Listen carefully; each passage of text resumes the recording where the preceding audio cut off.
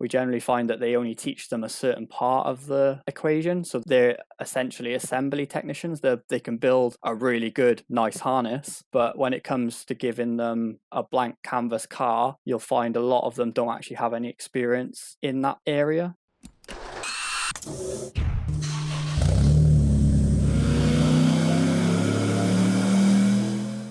Welcome to the HPA Tuned In podcast. I'm Andre, your host, and in this episode, we've got Matt from Level Motorsport Wiring joining us. Now, Matt is an expert on motorsport or professional level motorsport wiring. He's based in the UK. I've been following him for a couple of years now on his Instagram, particularly because I absolutely love the level he's working to, the quality of the product he's punching out. As we talk about in this interview, the sort of inspiration I get from following the likes of his Instagram account really help me to improve the quality of the work that I'm producing and make me try and strive to work at a higher level. In this episode, we chat with Matt about his background in mechanical work on cars and how he transitioned to auto electrical and then finally into starting his own business. His business is relatively new. It's 2 years old at this stage. So we talk about the challenges with starting that business, particularly under COVID conditions, and how it's grown over the last 2 years and how he intends to grow it further in the future, from not only providing professional level motorsport wiring solutions, but also hardware products as well. As well as this, we dive into the ins and outs of designing and constructing a harness, what concentric twisting is, and the design process, what we actually need to think about when we are designing and documenting a harness that is going to be constructed using the concentric twisting process. Of course, there's also a number of little tips and tricks that Matt shares with us as we go through it. Now, before we jump into our interview with Matt, for those who are fresh to the Tuned In podcast, High Performance Academy is an online training school. We specialize in teaching people how to design and build quality, reliable wiring harnesses. We also cover topics including engine tuning, engine building. We cover race car setup, race driver education, and even fabrication topics. And we do this all with video-based online courses that you can take from the comfort of your own home. Now, relevant to our chat with Matt, of course, is our suite of wiring courses. This starts with our Wiring Fundamentals course, which, as its name suggests, teaches you the fundamentals of automotive wiring.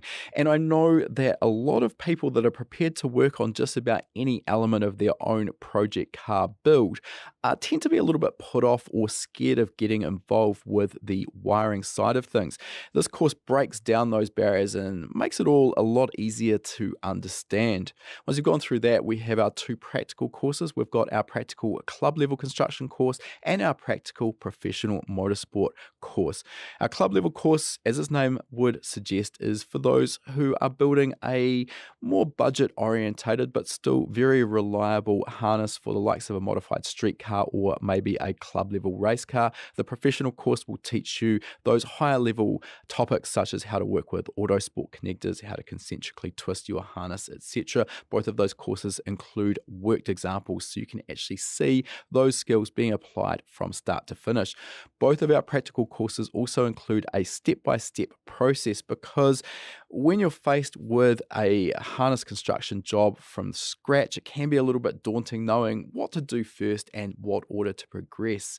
By breaking the entire process down into a step-by-step process, each of those individual steps is relatively quick and easy to complete. And in no time, by following that process from start to finish, you've got a complete job, you've got it documented and planned properly. You're going to have the confidence that when it comes to power that harness up for the first time, it's going to work exactly as you'd expect.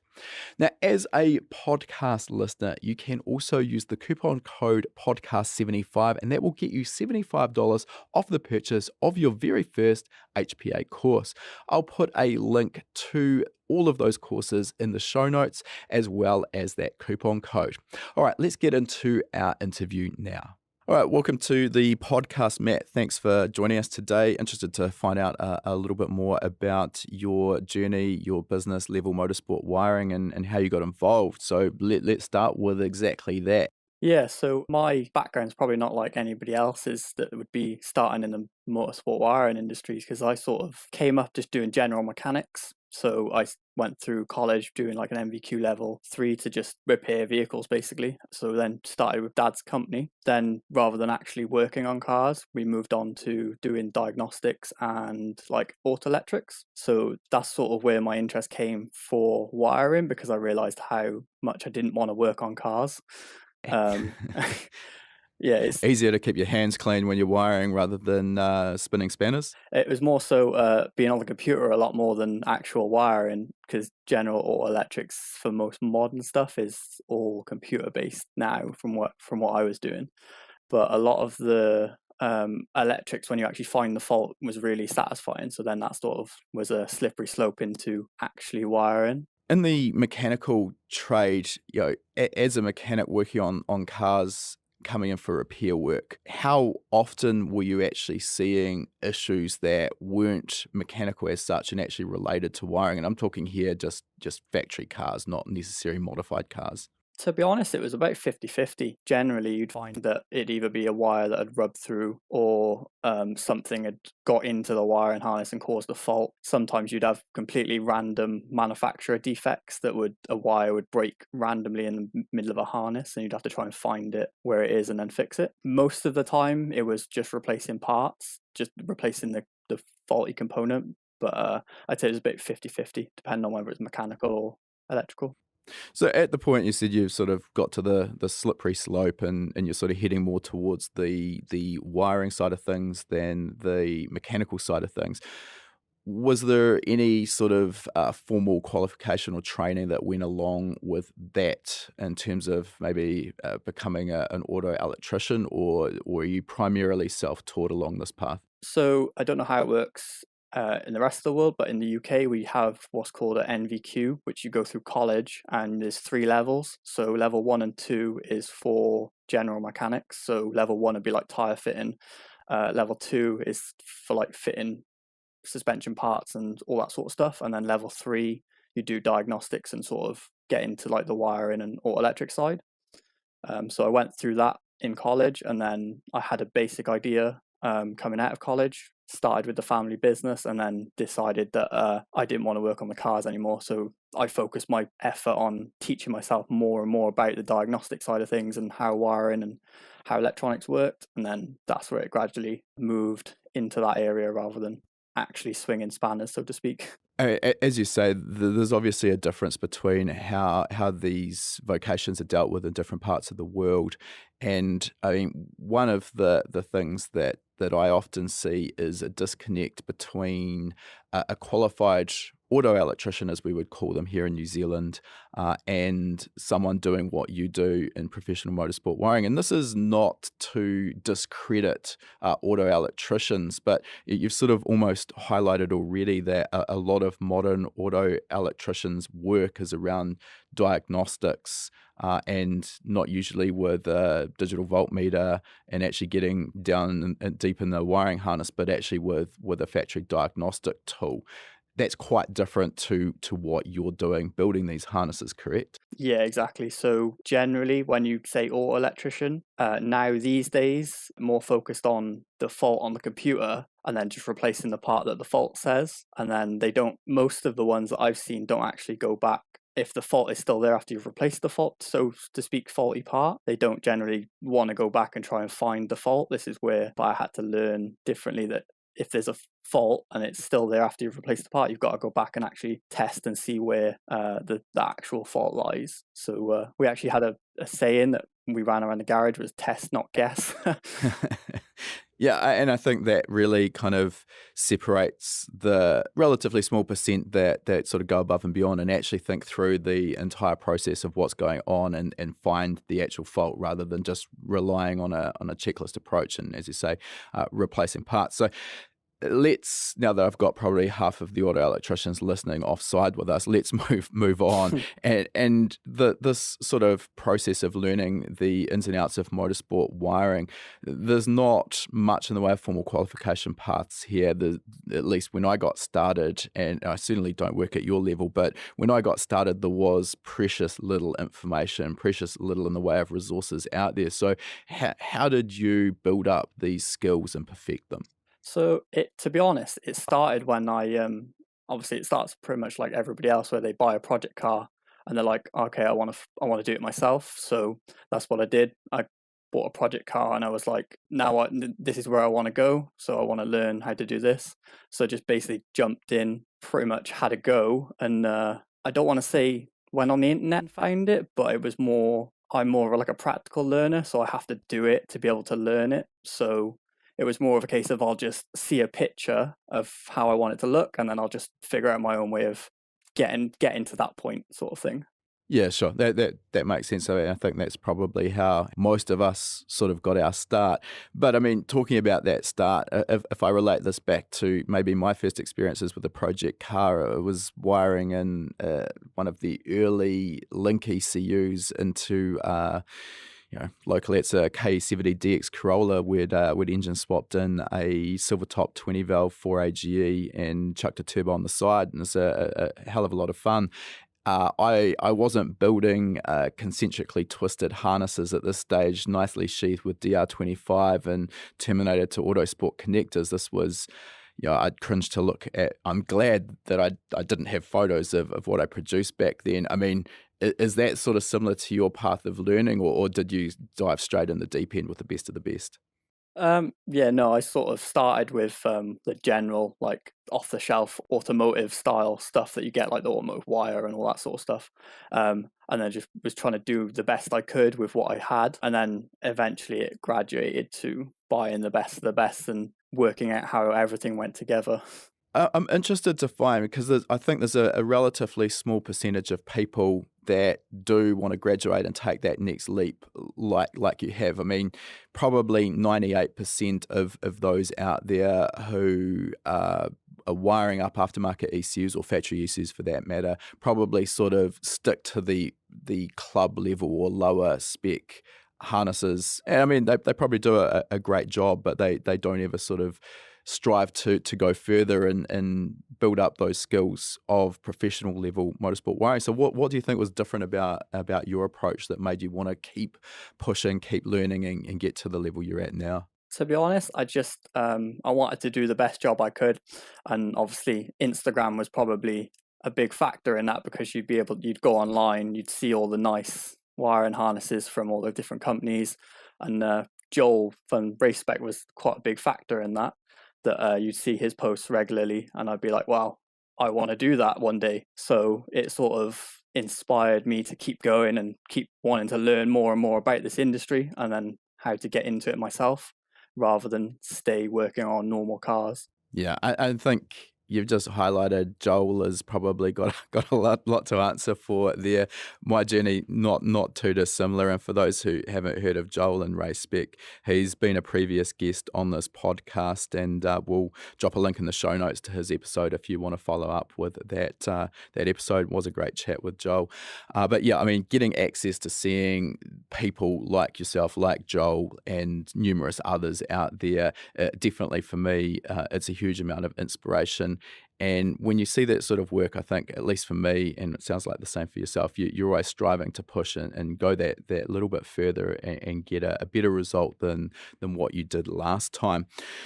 Right, let's move a little bit further into the wiring itself. And I mean, particularly coming from your mechanical background, I'm interested, are there any sort of key common issues you saw with wiring? I mean, it does sound like you're dealing mostly with production cars. I'm more interested in modified cars. I come from a dyno tuning background, so we saw all manner of issues. But is there anything that stands out for you as sort of key problem areas? To be honest, because we start from scratch, I don't generally see a lot of issues. But a lot of the time, if a car has come to me and there's an issue, it's generally because something is either being plugged in wrong, or they've actually wired it backwards, or they've not actually followed the pin out properly. So generally in the aftermarket world, they don't really see faults as much, but it's more just the way people have actually fitted something Yeah. is generally the problem. I mean, obviously, that a lot of that also comes down to a thorough understanding of the manufacturer's wiring diagram and understanding what they're actually asking for so that you can wire it properly in the first place. You know, I'll just relate one of the issues that I saw quite regularly with cars that would come in to me to be dyno tuned, and would put them on the dyno and find sensor faults or running faults or whatever it might have been. And one of the more common scenarios there was around earthing issues or grounding issues, and people not really understanding how that should work. Particularly if we look at an aftermarket ECU, which is nice and easy because they supply us a wiring diagram, so it's pretty straightforward compared to reverse engineering a factory ECU. But we generally have two types of ground or earth on the ECU. We've got a power ground and a sensor ground, and there's a little bit of confusion around how those should be utilized. So can you talk to us about the difference between the two and how they do get wired? So yeah, a sensor ground is generally anything sensor related.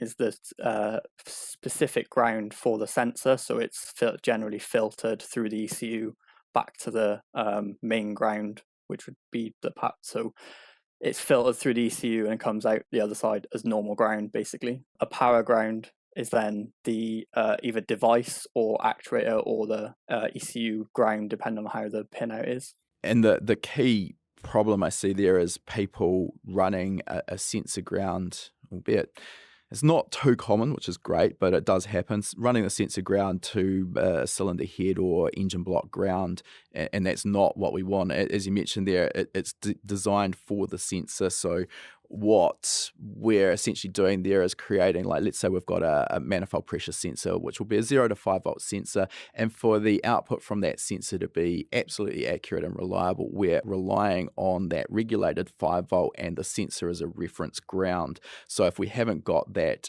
reference ground accurate, reliable, repeatable, then the output can float, which in turn gives us inaccurate sensor readings. So those sensor grounds go to a specific pin on the sensor, which leads into another problem. I'm going a little bit deeper here, but just seeing as we're on it, probably worthwhile talking about it. It may be that a particular ECU has one or maybe two sensor 0 volt supplies, and likewise with the 5 volt, but maybe we want to run 5 or 6 different sensors that rely on that sensor ground or sensor 0 volt supply. So how do we deal with that? Generally, so if you've only got like one or two sensor grounds, you can generally splice them out into multiple grounds. So you'll either put the splice close to the ECU or in a transition in the harness, depending on how you design the harness. That's one way of being able to get one pin into like multiple, like maybe 10 sensors or something like that. In saying that, is there any sort of pros and cons on doing that splice right at the ECU header plug? That's generally where I've tried to do it versus doing it in a transition. Is there any sort of downsides in terms of reliability or serviceability in one versus the other? So if you do it at the ECU end, generally you'll be able to get back to it if you want to add anything. Generally, if it's a sealed harness though, everything will be sealed, so it doesn't really matter. But obviously, if it's in the transition, it's going to be fully sealed and not serviceable unless you reopen the harness, so unseal it. I would tend to try and stick them all. It depends on how we're designing the harness, but I would try to stick them at the ECU plug or like the device plugs, like a PMU, PDM, or a dash or something like that. And I guess the downside on that front, which, as I say, that's the way I've generally tried to do it myself, but the downside with that is we're then running more conductors through the harness, which could become a problem maybe for the likes of a bulkhead connector where you're limited on your contact position, so you physically need to run more grounds through there versus doing the splice at the other side of the bulkhead connector, correct? Yes, pretty much. It depends on, so like I said, it depends on how you're designing the harness. So if we're doing a concentrically twisted harness, it's going to you're going to want to plan out the twist, and obviously if you find that you haven't got enough wires to complete the twist, then you may want to add those wires in before, which would then be from the splice rather than adding filler wires in. So there's a lot of pre-planning that has to go into it. to know how Mm. to design the harness. Okay, I mean, this is probably a good segue into talking about that term you've just used, concentric twisting. It's come up a couple of times already. And I'm going to guess that most of the people following this podcast have probably heard of that term before and have some understanding about it. But could we start with just a high-level view of what that term concentric twisting means in terms of the way a wiring harness is constructed? Yes, concentric twisting generally means that you have the wires wrapped in a layer over another layer or core that is opposite to each other. So each subsequent layer, the layer is twisted in the opposite direction to the layer below. That's what you're saying? Yes, yes, As we step out, obviously the diameter of the harness is getting larger with each subsequent layer. So we're also stepping up the number of conductors in each subsequent layer. yes. I just wanted to mention that going back to the sensor ground and the power ground point, that a lot of manufacturers differ on how they word it in their pinouts and their diagrams. So that's where a lot of people fall down. That is a good point. I think even just in general, there's always a bit of vocabulary difference between different manufacturers. So getting familiar with the manufacturer's diagram, reading their wiring instructions and having a good grounding, excuse the pun, a good grounding on how they intend you to wire that's probably always a good place to start. Essentially read the damn manual, right? Yes, pretty much. Read the instructions, don't just jump in. Now, as I was saying, obviously we don't have the benefit of pictures here, but at the end we'll give you a link to Matt's Instagram account, and if you haven't seen concentric twisting, you'll damn well see it there. So we don't need to dive too much further into that. As we step up in these layers, the conductor count increases, and you've mentioned that term filler wire. So we actually, particularly when we get to that final layer of the concentric twist, we actually have a specific number of conductors that needs to be in that layer. There's not really a lot of flexibility in that. So that's where filler wire comes in. What is it? Is it just along for the ride? Pretty much. I don't generally know what other people use as filler wire, but from what I've seen and what a lot of people use is they just use the dead wire, so wire that's cut and not terminated at either end. Obviously, the right size to match what else is in that layer. Mm. There is something to be said whether it adds weight versus how it looks, but I prefer the way it looks as to how much weight it actually adds. Yeah, I mean, this gets into the usual objections we hear when we talk about concentric twisting. One, it's a waste of time. Two, it's going to add weight, and that's really focused around the fact that in almost every instance, you're going to require some amount of filler wire, and obviously that wire is weight, albeit a small amount. So, I mean, yeah, I get those objections, but there are some significant advantages. So can you talk to us about the advantages with concentric twisting as you see them? Essentially, the main advantage is every wire is essentially the same length, so that if you were to bend the wire 180 degrees or 90 degrees, or essentially turn it into a coil, so like a coil cable, it will flex all that way and more, and not put any strain on any of the conductors. Whereas if you put a harness with just straight runs, you would essentially strain either the inside or the outside wire when you bend that wire. I mean, that's something that can be easy to overlook, but yeah, you're absolutely right. And I mean, it's hard if you haven't actually dealt with a concentrically twisted harness and actually grabbed a section of the main trunk of the harness and physically twisted or bent it backwards and forwards. I mean, the amount of flexibility in these is quite incredible. And part of this is because those individual layers of that concentric twist are essentially free to move relative to the other layers. So that's what adds to this flexibility. And again, another objection is like, okay, so what? Why does it need this flexibility?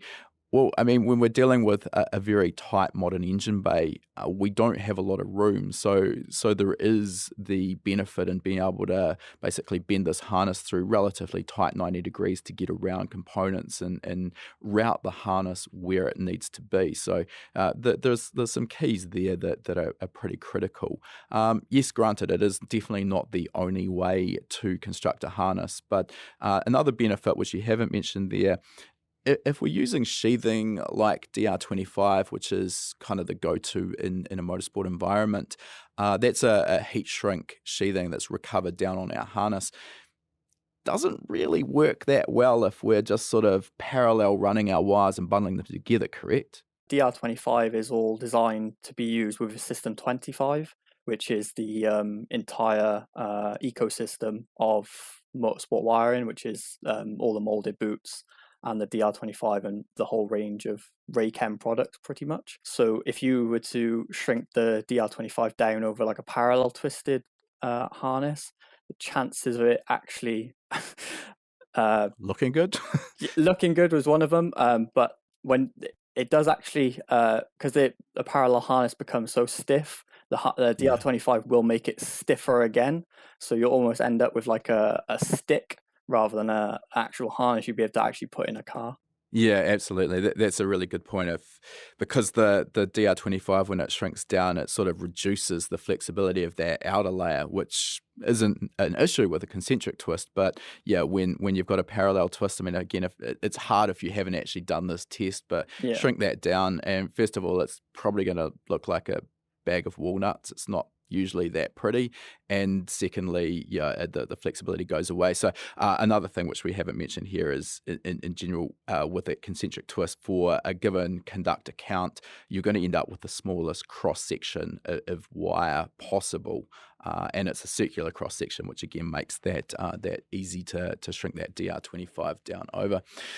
Now, there's some other issues here, sort of getting into the materials that you're using. This really sort of comes down to the motorsport environment, wiring environment.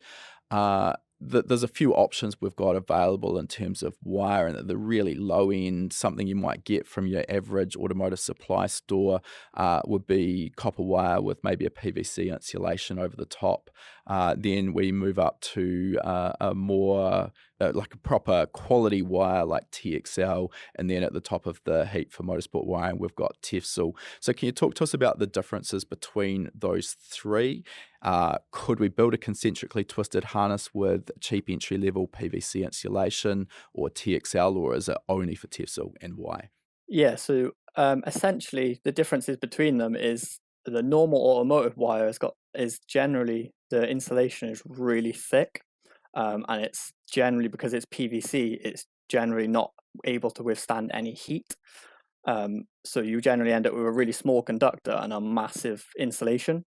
And then you move up to sort of, we don't have the GXL, is it? GXL and TXL, but yeah, they can be a little bit hard to source in some places. Yeah, we don't actually have that in the UK. We have FLRY, flirt, yeah, something like that, which is generally what like the OEM manufacturers would use.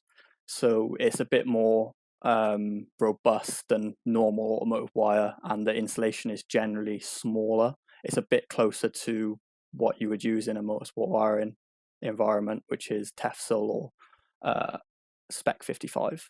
Okay, so the Tefsol, again, smaller in the outside diameter insulation. That's one of the key advantages. Yes, so Tefsol, the insulation is generally really thin, so it's almost the same size as a conductor. So overall, when you're using them altogether in a concentrically twisted harness, you end up with a really small diameter harness. Whereas if you were to use normal automotive wire, you'd end up with for the same amount of wires, you'd end up with a harness that's double the size of if you were using the smaller wire. Yeah, yeah. I want to also put in a couple of numbers here, and I'm hoping that from memory I'm getting these right. So that PVC insulation, it's definitely not something that I'd ever recommend we work with, even at a club level or entry level. I think the insulation is rated to something like 85 degrees C, which on face value, those listening might be thinking, well, that's absolutely fine. We're never going to get anywhere near there. But you'll actually be quite surprised at the amount of heat that can be generated inside of an engine bay, particularly after the engine's been run. It's absolutely hot, and then you come to a stop and you've got no airflow through the engine bay. And I've seen this a number of times, again, coming back to my dyno tuning days, the number of harnesses that were constructed out of low quality PVC. And, externally the harness would look okay, but you'd have intermittent faults, and when you actually got into it, you'd find that there would be sections of harness where the insulation had kind of almost melted together and we're getting internal shorts, and those can be so frustrating to find. So, all right, that's out. Again, off the top of my head, I think the TXL that I referenced, something about 125C, pretty good product and pretty well priced. And then again, off the top of my head, I think we jump up to Tefsel, the insulation's rated around 150C, so a significant improvement. Yes, that sounds about right. Yeah. The other thing I think is easy to overlook is if you want to start working with the likes of professional motorsport connectors, the likes of the Autosport connectors that we see in these sorts of harnesses, we physically can't actually terminate the likes of PVC or even TXL to these Autosport connectors, can we? No, so anything other than almost Spec 55 and Tefsel, the wire and the insulation is way too big for the contact and the seal in the connector. And generally, if you use automotive wire, the wire is almost too big to actually. Some of the connectors are bigger than the wire. Yeah, so there's an ecosystem we need to be working with and more importantly, understand. So if you want to step up to using these professional level products, then that's going to be sort of driving the materials that you're going to use, which in turn drives the tooling or equipment that we need to use. So it's probably a good time to talk about this. I mean, obviously, you're running a professional workshop here. You're building all manner of harnesses at this sort of level. So I'm taking it that you've got a fair investment in equipment, crimp tooling, etc. One of the questions we do quite often get asked for those who want to step up and maybe build their own first professional level harnesses, like what am I going to need? So could you maybe give us a rundown of some of the sort of more common tooling that you will require to work with these materials and connectors? Generally, a really good pair of scissors for if you're cutting the wire, because the wire can be really tough to cut. And then when you start working with all these materials, you need to start looking at what they actually require to be able to build the harness. So like a lot of the molded boots and the heat shrink will need to be abraded and stuff like that. So when you actually seal it down, so you need like different files and all this sort of like Let's just back up there. So just for those who maybe weren't picking up what you're putting down there in terms of abrading the product. So you're talking about essentially roughing up the surface so you get a good key for the likes of the epoxy on your heat molded boots. Yes, essentially. So when you shrink down the molded boot, you abrade the outside of the DL25 under the boot, and then you apply your epoxy around it and then seal it down, and it gives a non-shiny surface for it to stick to. Otherwise, essentially, it's not going to stick properly, correct? Yeah, the whole point of DR25 is nothing is supposed to stick to it, so you have to abrade it for something to stick to it, yeah. Yeah, easy thing to overlook though. Yes. All right, let's carry on. So we're talking about maybe some files to abrade that product. What else do we need? I would say if when you're starting out, you need to get yourself a I can't remember, it's an AMF8 and the turret for doing like the DTs and DTM connectors. They would be the major starting point, because obviously DTs and DTMs are used pretty much everywhere throughout everything. So that's a DMC or Daniels Manufacturing Corporation sort of industry standard crimp tool in the turret that allows you to position the contacts when they're being crimped, correct? Yes, that's right. And then moving on, depending on what wire you're using, you're going to need the proper strip tool for Tefsel or Spec 55, because a lot of the strip tools that are used for normal automotive wire will not work on Tefsel very well and will not leave a clean strip. Yeah, that Tefsel insulation is incredibly tough to cut through. I mean, it's for a reason, obviously.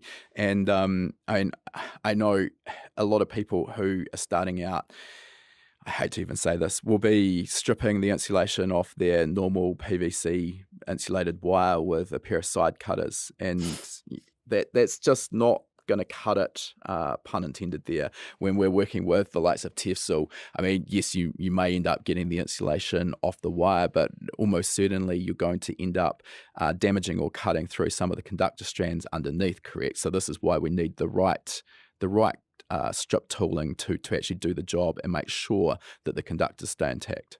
Yes, essentially. So because it's so tough, it takes a lot of strain to be able to get a lot of the normal automotive tools through the installation. So you need a nice sharp blade on the strip tool to be able to get through it.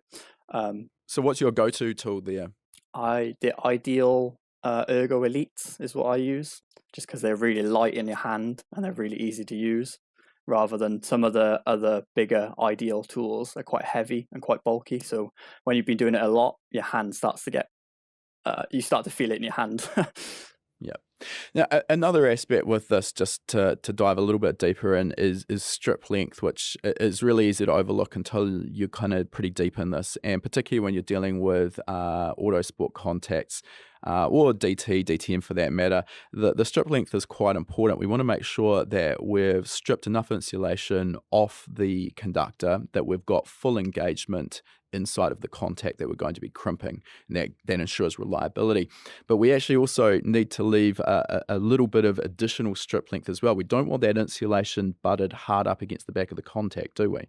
No, so when the wire moves, you don't want it to interact with the back of the contact. You want it to actually allow it to move so that it doesn't almost put strain on the conductors and like sort of leverage them out of the contact. One of the nice features, we use the Ideal Ergo Elite as well, and one of the nice features with that is you can get or add to it an adjustable wire stop.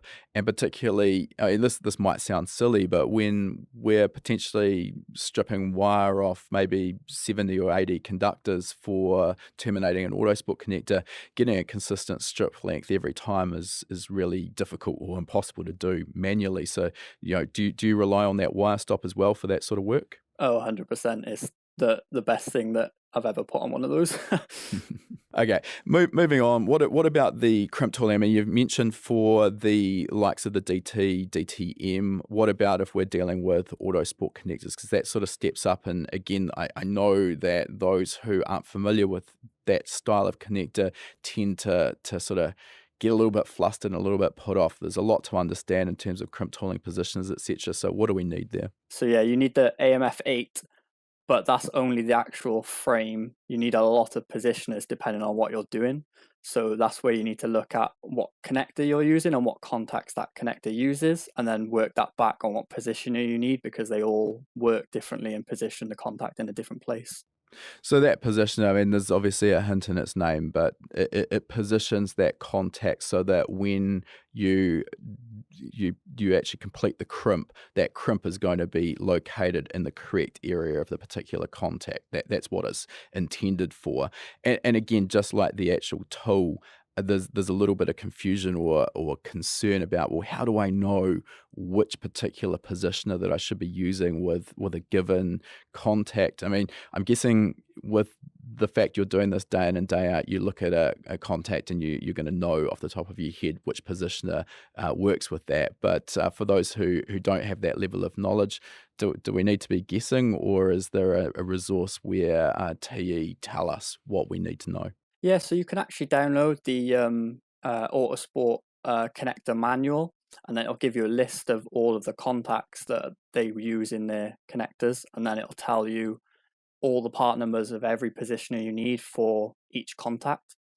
Some of the part numbers will overlap because some contacts will use the same positioner. Now, also on the back of that positioner, we'll have a guide for, there's an adjuster on the DMC crimp tool, essentially for, I guess in layman's terms, how deep the crimp is completed. So that'll guide us on what setting to use for a given wire gauge, correct? Yes, that's correct.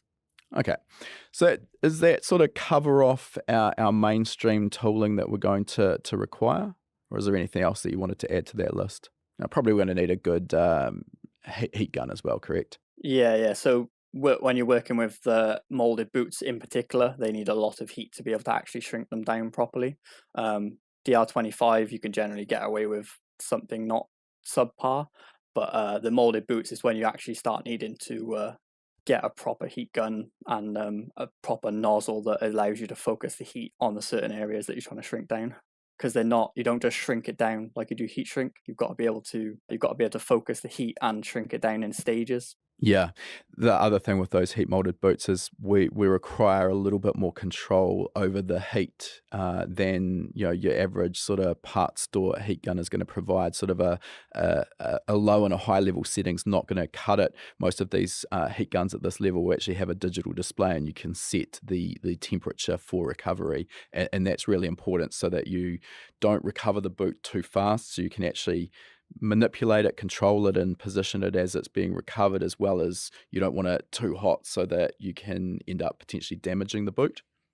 Yeah, essentially, they don't burn so much. They sort of, if you do overheat them, they sort of ooze like a moisture, and they sort of go shiny. Generally, if they're shiny, you know that they've been heated too much. All right, let's come back a little bit, and I want to talk about the process of working with different connectors. And I'm talking here about when we're dealing with an engine. Obviously, there's going to be potentially factory sensors and actuators that are on it that we may have to work with. We may have no option. Then we may be adding some aftermarket sensors to it, maybe aftermarket injectors, etc., that have a known quantity in terms of the connector body. But some engines, it's very difficult to actually source new connector bodies and new contacts to work with. So what are our options if we're in that situation? So generally, you have to, especially at this level, when you're trying to build a motorsport wiring harness, you have to think of what you're doing, because the OEM contacts are not actually designed for this sort of level. They either don't have any way to attach a boot to the back of them, so that you can't actually seal them. So then it sort of is a bit pointless having a sealed harness and then having an unsealed connector sort of thing. Generally, if we don't want to use the OEM connector, we'll generally pot the device or sensor and then add a fly lead to a like DT, an ASL or AS connector or something like that, Okay. depending on the type of harness we're doing. Can you give us a little bit more insight into what actually goes into potting a factory sensor or actuator? Yeah, so when you pot the sensor, all you're essentially doing is you're attaching the wires directly to the pins inside the receptacle of the device or sensor, either by soldering them, or occasionally you can actually use the contacts, crimp the wire to the contact and slot the contact over the thing, depending on how deep the receptacle is. And then essentially once you've done that, you fill it with epoxy so that it is fully sealed and resistant to any vibration or moisture or anything like that. Okay, and this brings up another sort of bone of contention when it comes to any conversation around motorsport wiring, which is the age-old debate of solder versus crimping, and we might dive into this in a bit more detail. But generally, the quick and dirty conversation here goes that we want to avoid solder for all intents and purposes where possible in a motorsport environment due to its susceptibility to failure under vibration.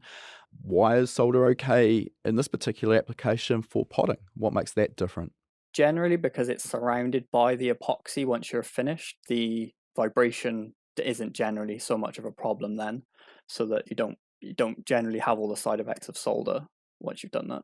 Okay, yeah, makes sense. So basically, that epoxy is rigidly locating the solder joint so that there's no chance of vibration affecting it and causing a reliability problem. When you are completing that solder connection to the terminals, do we need to be a little bit mindful of maybe how much solder we're applying so that it doesn't wick too far up that flying lead? Because obviously, as soon as the solder wicks past the end of the epoxy, all bets are off, correct? Yeah, essentially, once you create that hard point past the epoxy, you're pretty much screwed. Yeah. Okay. Now, another element, though, I just want to talk about when it comes to choosing connectors is that easy to overlook with a lot of the factory connectors. And even if we can source connector bodies and terminals, and as I mentioned, some engines that's very difficult. For a lot, that's now quite easy to do.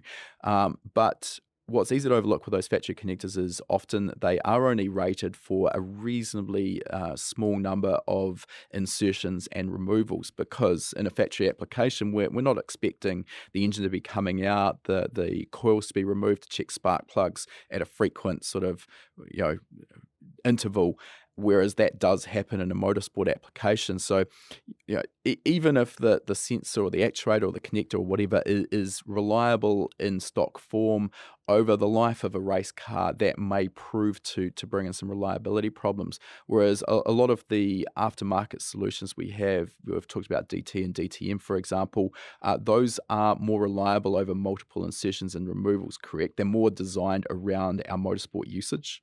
Yeah, that's correct. In terms of other options there, we've talked about DTM and DT, but you know, obviously there's Autosport or Autosport Lite, as you mentioned. Are there other options that we can use there for terminations? I mean, one of the considerations there is the cost element. If you're looking to work with Autosport connectors, and particularly if you want to pot maybe 8 injectors and 8 ignition coils and terminate those to individual Autosport connectors, the cost of that harness is going to quickly escalate. So it's not going to be for everyone. Are there other alternatives there outside of that sort of ecosystem of Autosport and maybe DTM that you go to? Generally, no. We generally stick to the DTs and DTMs just because they're so reliable, and the parts are generally pretty available these days. Yeah. We don't really have another alternative, if I'm honest. No, that's fine. I mean, one of the questions that we quite often get asked is about the alternatives such as the weather pack connectors. I've got my own opinions on these, but I'm interested to hear yours. Yeah, I've had some bad experiences with them, so I don't use them at all now. Fair. Funnily enough, I was installing a harness today with one that had no choice because it went into a device, and turns out it just falls apart when you plug it in. Perfect. That's the ideal outcome, obviously, that we want with any connector. Yeah. And I think even aside from reliability, and I mean, it might sound like an irrelevant aspect, but one of the things that I prefer with the likes of the DTM over the weather pack is you've got a physically smaller connector. And again, that might sound irrelevant, but once you start adding numerous connectors over a harness, that does start to add a lot of bulk to your harness. So trying to keep everything nice and compact is something I do strive for. Another connector I might just bring up here, I've only seen these a couple of times. I've got one sitting in the workshop that I haven't used yet, is the Autosport composite connector. And I think, if memory serves correct, these were actually designed for the Williams F1 team. And they're sort of a much smaller alternative to the DTM connector. I think 6th position from memory. Do you use those at all? Generally, no, because they're a bit pricey, and generally when they get to that price point, you're just moving on to an ASL, ASX, or something of that range. Yeah, I thought that might be the stumbling block, because they don't really end up significantly cheaper than a proper Autosport connector, do they? No, and generally you don't really find the need for them, and if you need them and at that price, you just may as well put an AS connector on it. All right, I just want to follow on the conversation there about solder, and obviously we've talked about its use in potting. And it's very difficult because anytime we bring up the conversation of solder, the normal objection we get is a bunch of people will come in and say, well, I soldered a wire back on my harness 15 years ago and it hasn't fallen to pieces, so obviously solder's fine. And granted, we're not saying that every solder joint is going to instantly fail as you drive out of pit lane. That's obviously ludicrous. There are also some connectors that do still require solder, correct? That basically you're enforced to use solder because there are no options? I would say yes and no. A lot of the time, the connectors that have solder bucket type terminals, you can actually buy a normal version of it. Okay. Generally, a lot of the time, in my experience, I've not really found anything that you can't get a normal crimp version of. Some of the like Lemo type connectors you can't, depending on the series, but we generally don't use anything like that. If you are forced to use solder for any particular connector, are there any sort of steps we can take to ensure it's going to be as reliable as possible and ensure it's going to live a long and healthy life in a motorsport environment? Just good heat management and making sure that the same as sort of welding, where everything is nice and clean and crisp and it doesn't have any porosity or contamination while you're soldering. Sure. I mean, another advantage kind of in line with the potting, if we are in a position where we can do as much as we can to also reduce any relative movement between the wiring harness and where that solder joint is, because that's going to be the failure point. So, minimizing or supporting the solder joint as well as we can mechanically as well. I think that's a key advantage, I think, along with getting the best reliability we can. Now, I'm interested to talk about the process that you go through when it comes to designing and building a wiring harness for a particular job. So, you know, uh, I think it's really easy to sort of get excited and want to jump in with a few spools of wire, some side cutters, and the wire strippers, and just physically start making the harness. But there's a bit that goes on before you get to that point, correct? Yeah, so I actually learned this the hard way that planning and documentation is pretty much everything to a proper wiring harness. Because if you don't have that in place, it's essentially useless. You need to actually plan every step of the way out before you actually cut a wire to ensure that you're actually doing a good job. So does this start initially with a consult with the customer in terms of their intentions, planning out the hardware that's going to go into the harness, location, etc., before you can sort of actually start designing the harness around that? Yeah, so it depends on what stage the customer comes to me, but generally they'll come and ask for me to get involved with the project, and then they'll sort of ask advice on what sort of hardware they should use.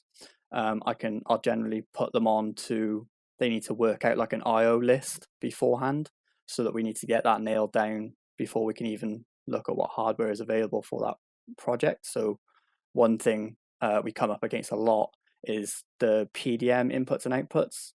With a lot of cars these days, there's a lot going on. So generally, any small PDMs like a PMU16 or a Haltech PD16 and stuff like that, 16 outputs becomes a problem very quickly on most cars. So we need to sit down, plan out all of the IO, exactly what we're going to do beforehand before we purchase anything, Yeah. and then work backwards, sort of thing. I think that's a mistake I see a lot of people fall into, is sort of jumping into buying a piece of hardware because they've seen a good review of it, or a mate's used it, or they've seen it on someone's Instagram account, and then unfortunately realize a little bit further down the track that that particular product isn't well suited to their application. And as you mentioned, enough I/O inputs and outputs to run an engine, or in the case of a PDM, to actually be able to power the different circuits you need to operate. That's obviously the key place to sort of get started. In terms of your documentation itself, are you using any specific software for doing so? I mean, at the high level, I know there's software like Hardware from TE. Tell us about your solution. So yeah, we actually just use Excel because it's very simple, easy to use, and pretty much everybody has access to it. One of the problems with like the higher level softwares is generally you have to export the program or the file as like a PDF, and you can't edit that later on. So if you give that to a customer and they want to like make a change or suggest something, they can't put their feedback onto it. So what we do is generally build everything in an Excel spreadsheet, then converse back and forth with the customer on whether things need to be different or whether they're okay with it or whatnot, and then work out. We'll spend probably a week or so working back and forth to make sure everything is perfect. In terms of the projects you're working with, do they all come into your shop, or are you working on some remotely where you never actually get to see the vehicle? I do it both ways. I generally find that if they come to me and I have it in front of me, I can do a better job than remotely, because having to rely on the customer for designing the harness and doing the layout diagrams and stuff like that can be a bit of a pain in the ass. So we don't. Tend to say 9 times out of 10, you have to bring the car to me. Yeah, okay. In terms of going from where the hardware is located to sort of working out the routing and branching points for the harness. What are your solutions there? How are you actually sort of playing with different design layouts and branching and routing, etc.? Yeah, so I try to keep everything as clean as possible. So essentially, we try and make sure that the routing routes everywhere it needs to go as clean as possible. So whereas on a lot of motorsport harnesses, you'll see that a molded boot transition has two ends where the wire exits. So you'll have like the main trunk going in one end and then all the wires break out of the other end. We tend to try and stick with all the wires breaking out of the one end rather than having a big bundle all breaking out of both ends. It just looks a bit messy. So we try to make everything as neat as possible and have as little spurs off of a breakout as we can. Sure. In terms of actually laying that out in the car before you sort of add that to your documentation, though, I mean, personally, I use something like nylon rope just to sort of get me a sense of where I could run the harness. It kind of has the same bend radius as the harness. We can get it in the same diameter. So I find that quite an easy way to visualize what my options are. Are you using anything like that? So generally, if it's a really tight space, I'll generally use some rope to simulate the harness to make sure that I can actually run it in that area. But a lot of the time, what I do is I map out all my breakout points with tape and a pen. So I put like a line, and then that's where the center of my breakout is, and then I work between those points. It works a lot easier and a lot quicker for me, but it's probably not for everybody. I would say that if you're just getting into it, you probably want to start making a rope harness first, so you have a visual representation of what you're trying to build. Sure. I mean, we need to appreciate you've been in this business for a while, and you're probably operating at a higher level than most listening to this podcast. Now, just coming back a little bit to the design and planning, and particularly how it relates to a concentrically twisted harness, because there's some complexities here as well. I mean, it's hard enough to make a concentrically twisted harness for your first time, but we also need to plan ahead in so much as if we get to that first breakout point and we find that we've got a sensor that requires two conductors from the outside layer and one from the very center. I mean, yes, that's possible, but it's not really ideal, is it? So how are you considering where these breakouts are versus how you design that layup? So it's actually pretty difficult, especially when you have a lot of different size wires in the layup. A lot of the time, what we'll try and do from the start point, it goes back to how we design the harness as well.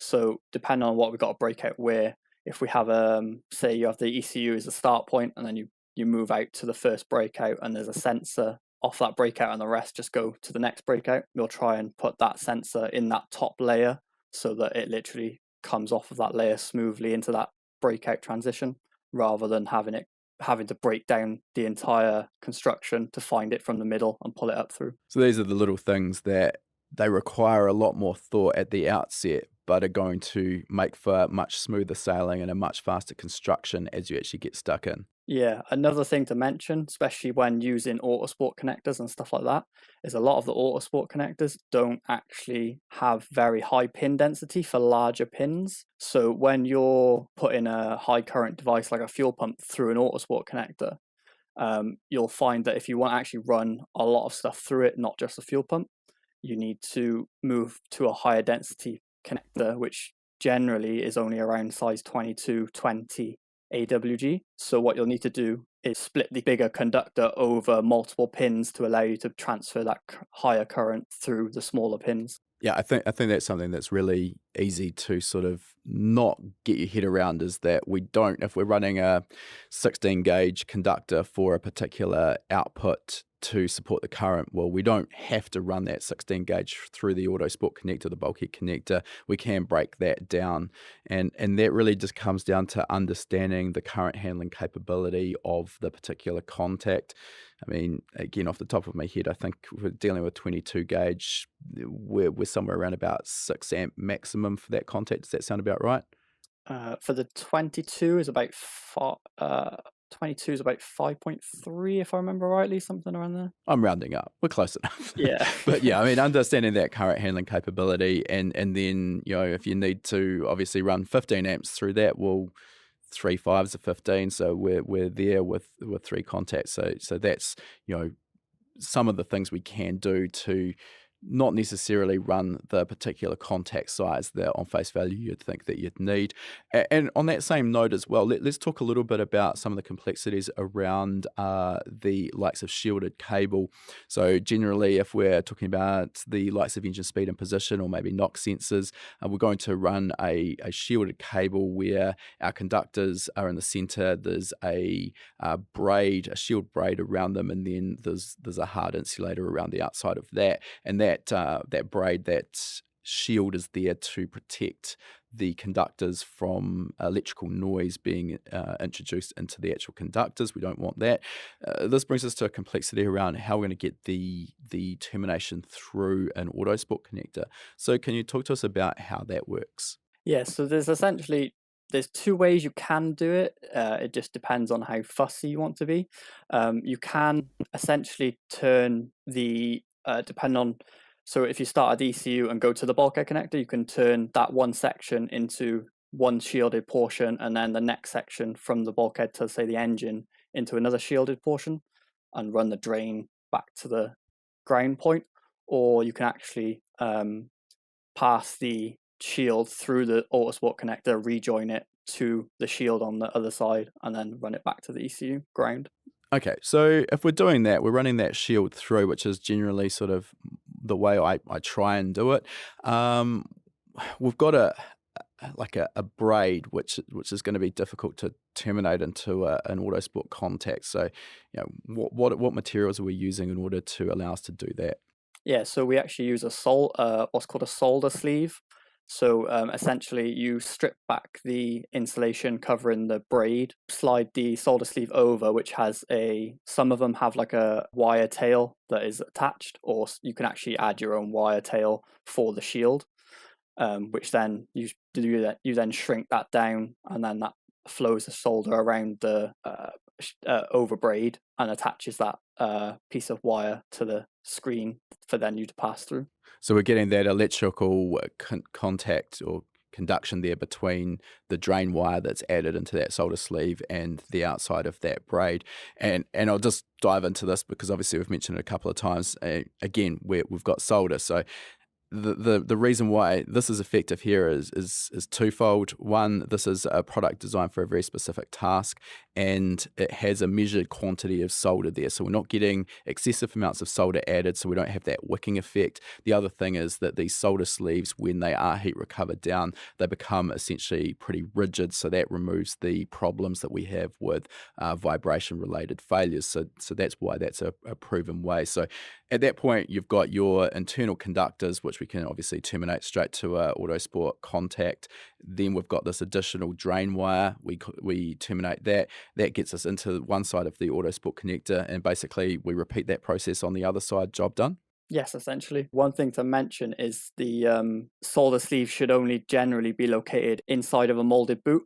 So generally at the end of an Autosport connector, you'd have a molded boot at the end, which then gives that the strain relief and the rigidity that it's not going to have a vibration related failure. Yeah, it's just multiple steps in this process to help give that solder, or basically all of those contacts for that matter, the best chance possible. It also comes into strain relief or service loops as well. Can you talk to us a little bit about what those are and why those are important? Yeah, so essentially the service loops are little loops at the back of like an Autosport connector or any sealed connector really, that allow you to, it's sort of two reasons. They give you strain relief if you're pulling on the end of if you're pulling on the wire or flexing it, and the connector is at a solid point, so like a bulkhead.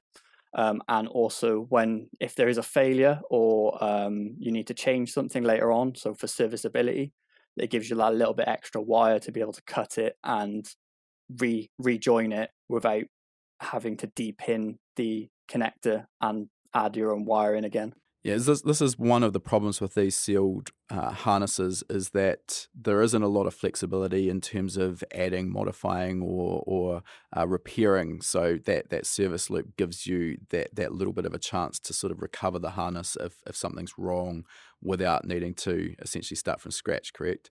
Yeah, that's pretty much it. Okay, we've gone off on a bit of a tangent because we were really sort of talking about your construction process, and we've got a little bit down in the weeds with some of the specifics, which is absolutely fine. But let's get back to our task here. So we've sort of gone through the design and documentation phase. So you're actually at a point where you can start constructing that harness. Before we do that, just on that note, that essentially a sealed harness, we've really got no potential to modify or add to it. This might not be a sort of might be a case of it depends on the application and the customer. But do you try and do anything around future proofing in terms of adding maybe a breakout with some more I/O on it if that's available on a particular ECU? Yeah, so essentially, if we haven't maxed out the I/O already for the hardware, we'll try and terminate and add all of the extra I/O and any additional 5-volt sensor ground, 12-volt ground into the harness, so that essentially we're making it a bit modular, where you can just plug another harness in to do what you want to do, rather than sending the entire harness back and remaking it or modifying it. Yeah, that would become a very costly exercise. So just those small additions, which at the time of design and construction isn't going to actually add a lot of work, but could save you a huge amount of frustration further down the track. Now let's get into the actual construction process. I'm interested in terms of, obviously it's very dependent on the specifics of a harness in terms of how complex it is, how much I/O it's got, etc. But I mean, can you give us maybe some ballpark numbers on in terms of how long it would take you for the actual construction process of an average harness? Um, yeah, sort of, because it depends on an average harness. Could be like an engine harness, could be like a rear harness, or it could be a main chassis harness. So it generally really depends on what the harness is. But Let's break it down and make it real easy and call it an engine harness yeah, so that we've got a real good idea of what we're talking about. yeah. So an engine harness, starting from a bulkhead going out to the engine. So just that one section, you probably have about 3 days to 4 days worth of work in that harness, my maths is terrible, but equates to probably about 30 to 40, 50 hours. Okay, okay. Now, in terms of the time that you've spent leading up to this point on the planning and the documentation, what sort of time's gone into that segment of it? We generally spend about a week and a half just planning out the harness, working back and forth with the customer, and working out how actually everything works, the pinouts, the way we actually want to do things, and what connectors we're going to use, and what bulkhead connectors we're going to use, and how we're going to pass through them and stuff like that. It's a lot more time, I would say, goes into the planning than actual construction. Yeah, I'm glad you said that because I was hoping that was going to be the answer. That seems to be how my ones go. But yeah, I think that's really important for those listening to just go back and really dive into, you've got probably double the amount of time going into the planning and documentation than the actual construction. And that might seem a little bit sort of top heavy, but again, it comes down to the time spent planning thoroughly is going to actually make the construction job go that much quicker. And just as importantly, is going to help avoid any potential mistakes or oversight. So can't stress enough just how important that planning stage and documentation becomes. Now, when you've got to the end of the construction, do you do any in-house validation and testing to confirm everything is exactly as expected? I mean, the best laid plans still, we're human, we can end up making mistakes or errors. These Autosport connectors are small. It's very easy if you're not super attentive to get maybe a contact in the wrong position every now and then. How do you deal with that? So yeah, unfortunately, we're not actually at the level where we would use a higher end Cirrus high pot tester yet, but we do all of our testing with a multimeter, doing pin to pin testing, obviously referring back to our documentation to make sure everything is in the right place where we specified it should be. We actually do, especially on the Autosport connectors and a lot of the DTs and DTMs, we actually do a contact retention test as well to make sure that everything is seated and isn't going to push back once you plug it in. Sure. For those who haven't heard of that term, high pot tester, could you give us a really quick rundown on what that is and where the advantages lie with that product?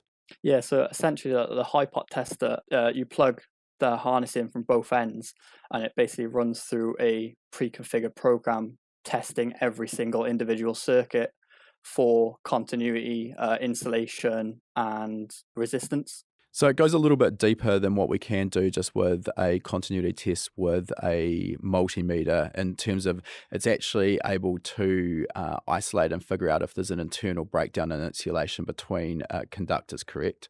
Yeah, that's right. So if you have like a nick in the insulation, it can essentially tell if there's a leak. Yeah, I mean, I think we're probably understanding that, yes, it goes a little bit deeper and, will potentially uncover maybe something that could cause an issue down the track that is a little bit harder to test with a multimeter. But obviously, there's an entry price problem with that product, and it's definitely not for everyone.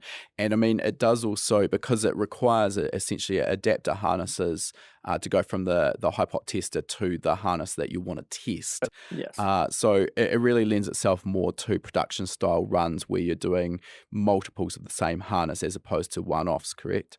Yeah, that's correct. So essentially, when you buy one of those testers, you need to have all of the adapters pre-made so that you can plug them into your harness. And it's not just one end, you need to have both ends. So you need to essentially, especially if you're doing a lot of OEM connectors, you need to have the either female or male receptacle end for your harness to be able to test that circuit. Yeah. Okay. Now, once you've done that, the product's ready to ship out to the customer or install on the vehicle. Are you doing any of the actual configuration and setup as well, or are you just leaving that to your customer? Yeah, so we do display and PDM setup. We generally leave all of the calibration and ECU stuff to an outside source, depending on whether the customer's already got one or whether we recommend someone. We don't generally touch anything ECU related. Yeah, in terms of product, I'm interested to talk a little bit about what you're using there. I mean, obviously, there's a huge array now of different ECUs, PDM, PMUs out there, keypads, etc. What have you sort of settled on as your go-to products, and why have you gone in that direction? So a lot of my customer base at the minute seems to be revolving around the ECU Master products. To be fair, I do like them quite a lot. All of their products are really good value for money. The only downside is the IO on their PMU16 is quite small, like we talked about before, where it will get filled up really quickly. But generally, the features you get for the ECU Master product range is some of the best on the market for the money. Yeah, I couldn't agree more. We actually run two PMU16s in our Toyota 86 endurance car, and I've used a number of different manufacturers' PDMs over my time. And the PMU16 is very feature rich. It's got a lot of functionality that we don't see on much more expensive products, such as the fact that you can pulse width modulate outputs. So yeah, I 100% agree. The fact that I've just said we're running two PMU16s, it kind of comes back to your point there. This is a fairly stripped out race car, and we still require two of these PMUs. But there's some advantages in that as well sometimes. While we aren't personally doing this, quite often what we see is one PMU will be fitted at the front of the car for the likes of ECU and engine functionality, and then maybe there'll be a second one fitted at the rear of the car for the likes of fuel pumps, diff pumps, etc. So there's the ability to split your weight, and basically everything's communicating via CAN, so it makes everything nice and flexible. The other thing that I really like with the ECU Master product is the flexibility of the CAN bus messaging, which means that you're not locked down to one manufacturer's product. It's essentially got its own built-in CAN sniffer as well. So really easy when you're decoding messages from a different manufacturer's ECU, or maybe you're sending messaging to a dash, you can really lock down and know that what you're seeing is absolutely correct and everything is working as you intend before you sort of go too much further. How about the ECU side of things? Is that sort of an ECU Master go-to as well? Funnily enough, no, we don't, because we don't really do a lot with the ECU side of things. We generally let like the outside source either recommend or supply their own whatever they're comfortable with, because we generally find that whatever the tuner is comfortable is with, they give the best results. So generally, if we do recommend it, we'll try and recommend a higher end ECU that we know is capable and will work. So like a Cyvex, a Motec, or a Life Racing ECU, just depending on the customer's budget. A lot of the time we find that the ECU master ECU is actually the IO isn't good enough for a lot of the builds that we're doing. Yeah, we found exactly the same. We've got a couple of worked examples on the ECU Master EMU Black, and when we installed one of those in our version 11 Subaru STI, we were too limited on I/O in terms of that particular product. We couldn't control all 4 cams, for example. But yeah, it's obviously horses for courses, and again comes back to our conversation earlier about making sure that the I/O that you want matches the product that you are selecting. I'm interested, obviously, every ECU has its own little quirks and nuances with the wiring, and we kind of already talked about the different terminology that manufacturers use with their wiring diagrams. Is it a problem for you if someone brings you an ECU that you've just never dealt with before and you've got to sort of start from scratch with that learning curve, or is it all just part of the process? Generally, if there's reliable documentation for it, we haven't got a problem working with anything. A lot of the time, you will find that it sort of isn't worth building a harness to this sort of level for some of the older style ECUs, because chances are they're going to need swapping out in a couple of years and the harness is going to outlast the ECU. Now, one question, I should have covered this back earlier when we were talking about products and consumables that we're using. It's come up already, the heat molded boots. I just want to sort of circle back to the heat molded boots. And these can be used for sealing the likes of the back of Autosport connectors. Now, with the popularity of the Super Seal connectors that we see on a lot of aftermarket ECUs, there's back shells to allow us to adapt those connectors to a heat molded boot as well, and then we can use them for transitions inside of the harness. Now, when it comes to selecting these boots, there's quite a lot to understand here. One of the things we need to look at is physically what the recovered size of the boot is going to be, and making sure that that's compatible with the outside diameter of our harness or the connector. In other words, making sure that it can physically shrink down sufficiently. But then there's other elements. There's some of the heat molded boots are lipped or straight. They're glue lined or non-glue lined. Can you talk to us about why we would use glue lined versus non-glue lined, lipped versus non-lipped boots? Yeah, glue line versus non-glue line. I generally don't use the glue line ones just because they're a bit more difficult to work with. If you're doing a production style harness, it's just easier to have the glue already in there and shrink it all down and you're good to go, rather than putting that extra time in and having to glue it yourself. So like the non-glue lined ones, you'd have to shrink it down, and then as you're shrinking it down, abrade the heat shrink and the inside of the boot, and then apply the epoxy, and then finish shrinking it down. That sounds like a messier process, and I've gone through this and made a mess, so I'm speaking from first-hand experience here. Physically adding epoxy to these boots. I mean, I use a little syringe to do so, but it can end up being a bit of a messy process, but you still prefer that to using the pre-glued boots? Yeah, I find that the pre-glue boots, depending on how fast you're trying to shrink the boot down, the glue can actually harden before you've shrunk the boot down sometimes. And sometimes the glue will be too much and spew out over the sides. Whereas if you're doing it without the glue line, obviously you're applying your own epoxy, so you can sort of work out how much to apply, where to apply it, and stuff like that. It's more work, but I prefer to do it that way because it's easier. Now, the other element, though, as well, with, if we're talking about maybe a transition boot where we've got our main branch of the harness coming in, maybe 2, 3, 5 branches coming out the other side of that, is it still important to use a epoxy installed manually as well at the outlet of that transition to properly seal? Because obviously if you're using a glue lined boot, that's great, it's going to have glue on the outside of our harness branching, but that leaves the inside, which is still open and allows dirt and moisture ingress potentially to occur. Yeah, essentially. So when you have all of the different branches breaking out of a breakout, you'll have a gap between them. So what you want to do is you'll apply the epoxy down in there, shrink the boot over it, and then get the outside.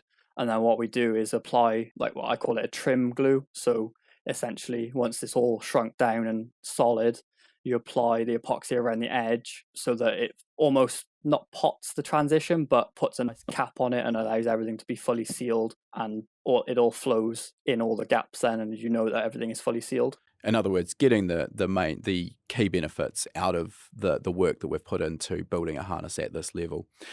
Now, the other part of that question was the lipped versus non-lipped boot. So give us a bit of a rundown on those. So yeah, lipped generally means that there's a lip inside of the boot, which is for, so like when you have an Autosport connector, you have a little ridge, and then that lip sits in the ridge to stop it sliding back, either when you're recovering it or when it's recovered and it reheats and goes a bit soft, it can't then pull or slide off of the back of the connector. Okay, so it's just an additional retention mechanism over and above the epoxy or glue.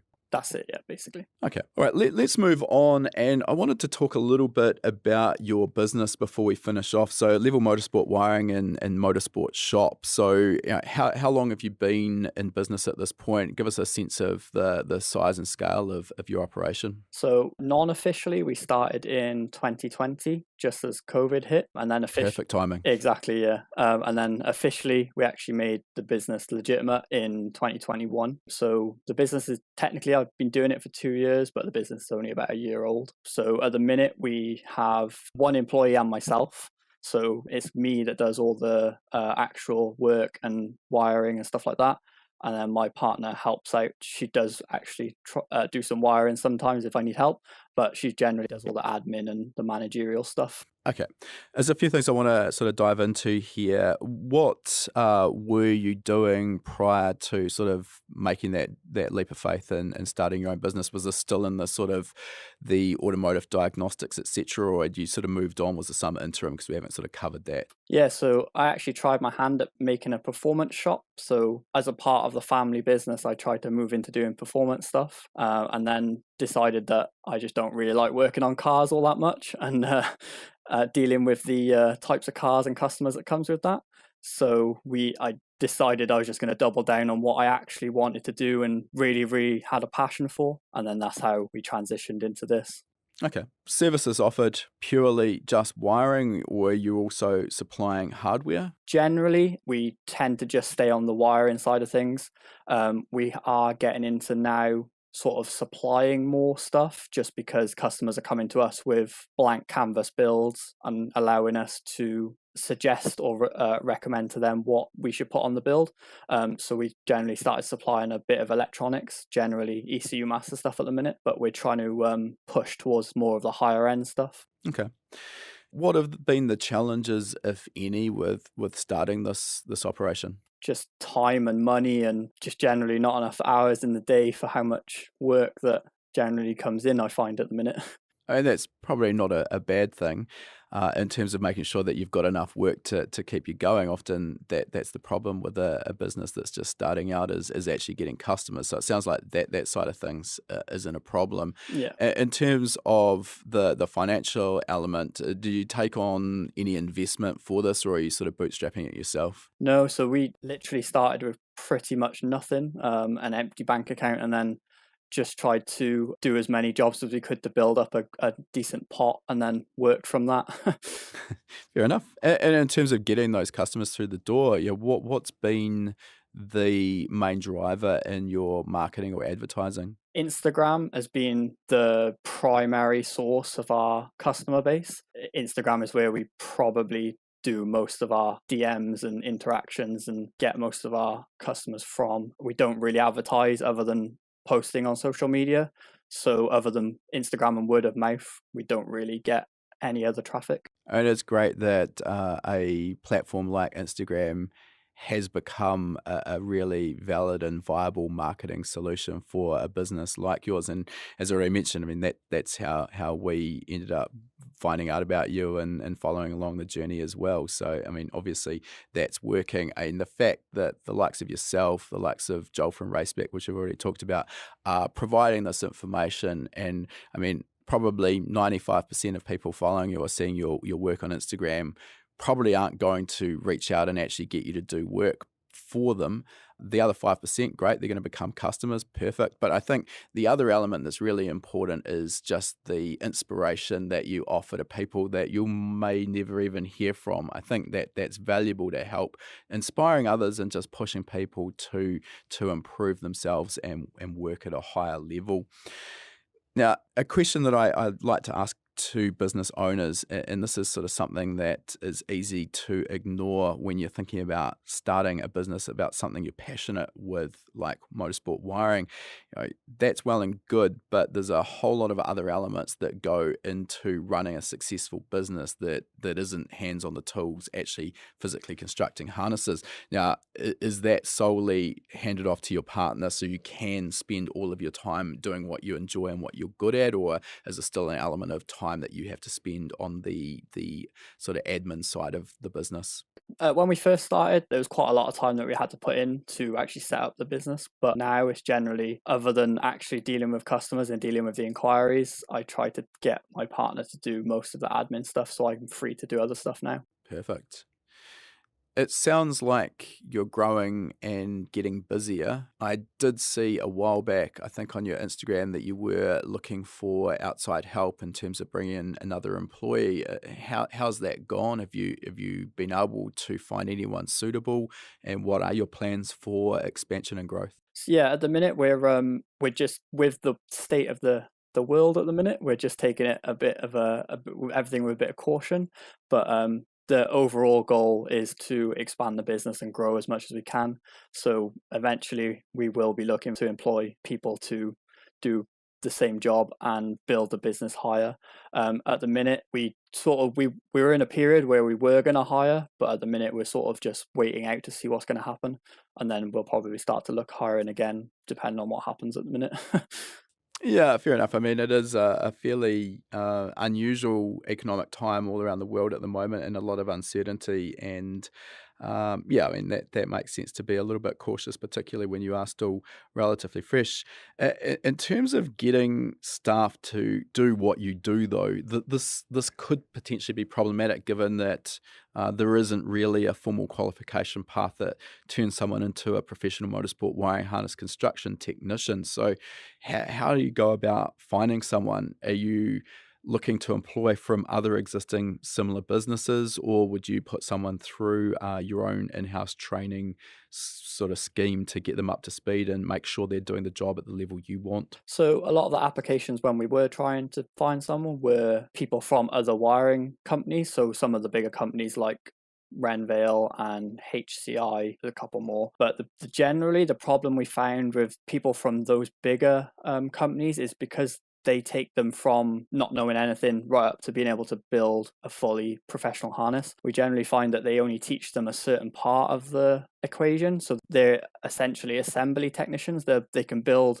a really good, nice harness, but when it comes to giving them a blank canvas car and can you go and plan and document and design the harness for that car, you'll find a lot of them don't actually have any experience in that area.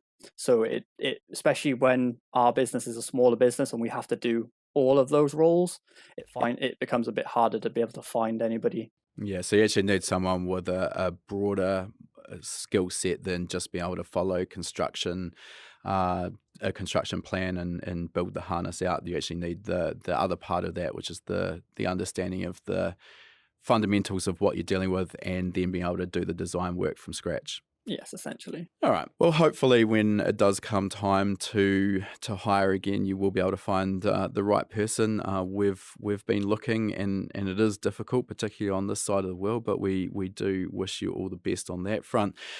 I think we'll move into wrapping this chat up now, Matt. And we like to finish all of our podcasts with the same three questions that we ask all of our guests. And the first of those, and maybe we've talked a little bit about this already, but we'll see if we can go a bit deeper. First of those is, what's next in the future for you and Level Motorsport Wiring? So essentially, at the minute, we're just focusing on putting out really good work and focusing on providing a really good service for our customers. We are hopefully going to try and grow the business to be on a similar sort of level as some of the bigger companies. That's sort of my end goal eventually. Yeah, makes sense. Yeah, well, you've got to have something to strive for, and yeah, that's an admirable goal. Next question, is there any advice you'd give to a younger version of yourself, or for that matter, those listening, to help fast track where you've got to in your career and maybe avoid any possible pitfalls that you've come across? I don't really know about pitfalls. It's more, I think, if you're passionate about it and you know that or that you think you could do a really good job, or you know that you could do a really good job of it and you want to focus on it, I would just jump in and have a go. Just get started, really. Yeah, I think there's a lot of analysis paralysis that goes into our decision making. And I've been in a situation myself where I've sort of been considering a particular path or a direction for way longer than I probably should have been. And then when you finally commit and go down that path, you sort of think to yourself, well, why didn't I do that a year or 2 years earlier? I mean, obviously, I'm not advising here to sort of, throw caution to the wind and dive in feet first. Some level of planning and analysis is required, but I think our human sort of go-to is to overanalyze and sit there paralyzed by potential fear.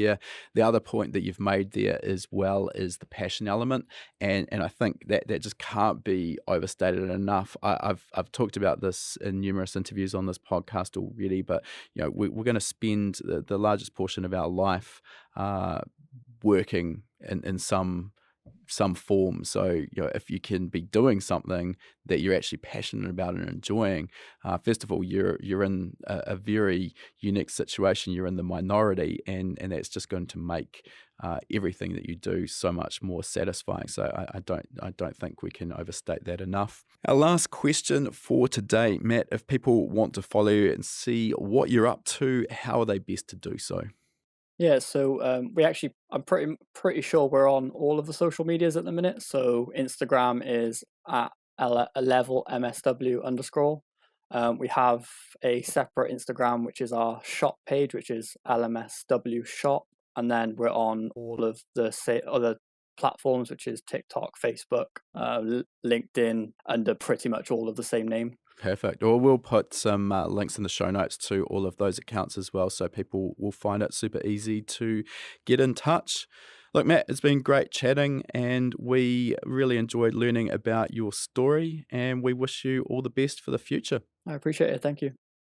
If you enjoyed this episode of Tuned In with Matt, we'd love it if you could drop a review on your chosen podcasting platform. These reviews really help us to grow our audience, and that in turn helps us to continue to get more high quality guests. To say thanks, each week we'll be picking a random reviewer and sending them out an HPA t-shirt anywhere in the world free of charge.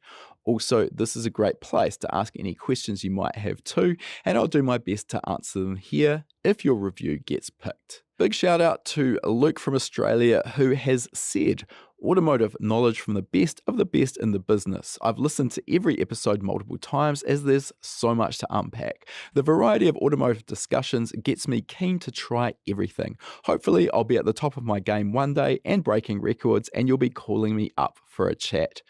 Luke's also got a question. He has asked, have you ever found a solid solution to eliminate the wastegate flutter noise that occurs with the wastegate opening? I found changing the hertz of the solenoid itself changes the pace, but is this something I can do when building or setting it up to avoid it? That's a good question, Luke. It does tend to be a problem with wastegate boost control solenoids. As you've already found yourself, changing the frequency that the solenoid operates at is probably the key element I've found. It really comes down to a combination between the duty cycle that we're operating the solenoid at, as well as the frequency that it's operating at. Obviously, the duty cycle really comes down to how much boost we're requesting, but generally, as a rough rule of thumb, I've found that increasing the solenoid frequency does help to eliminate that sort of chatter noise that we tend to get, or oscillation that we tend to get from the wastegate. The key really to this, though, is that this only occurs or is only noticeable if our wastegate is venting to atmosphere. Here in New Zealand, with very few exceptions, we now legally must have our wastegate plumbed back into the exhaust. So this is not something that's really been forefront of my mind for some time. But really, my answer there, play around with the frequency. Generally around about sort of 20 to about 35, 40 hertz is about the range that you'll probably want to have your solenoid in. Try a variety of those frequencies and just see if one of them in particular reduces that noise. Anyway, look, thanks for your comments there. And if you get in touch with us with your t-shirt size and shipping details, we'll fire a fresh tee straight out to you. All right, that concludes our interview. And before we sign off, I just wanted to mention for anyone who's been perhaps hiding under a rock and hasn't heard of High Performance Academy before, we are an online training school and we specialize in teaching a range of performance automotive topics, everything from engine tuning and engine building through to wiring, car suspension and wheel alignment, data analysis, and race driver education. Now remember, you've got that coupon code.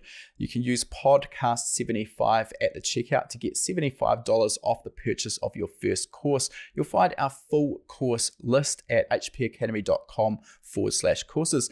Important to mention that when you purchase a course from us, that course is yours for life as well. It never expires. You can rewatch the course as many times as you like, whenever you like. The purchase of a course will also give you 3 months of access to our Gold membership. That gives you access to our private members only forum, which is the perfect place to get answers to your specific questions. You'll also get access to our regular weekly members webinars, which is where we touch on a particular topic in the performance automotive realm. We dive into that topic for about an hour. If you can watch live, you can ask questions and get answers in real time. If the time zones don't work for you, that's fine too. You're going to get access as a Gold member to our previous webinar archive. We've got close to 300 hours of existing content in that archive. It is an absolute goldmine. So remember that coupon code podcast75. Check out our course list at hpacademy.com/courses.